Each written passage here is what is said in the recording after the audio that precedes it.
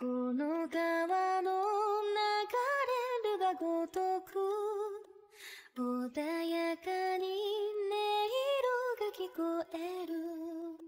吹く風が頬を撫でてゆく。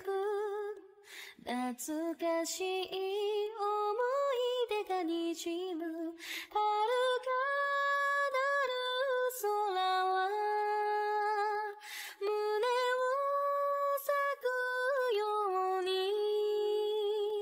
忘れかけた記憶を覚ます溢れるは涙。白い桜の花の季節は遠く夢の中にだけ舞い散る花びらのささやいた忘れられない言葉。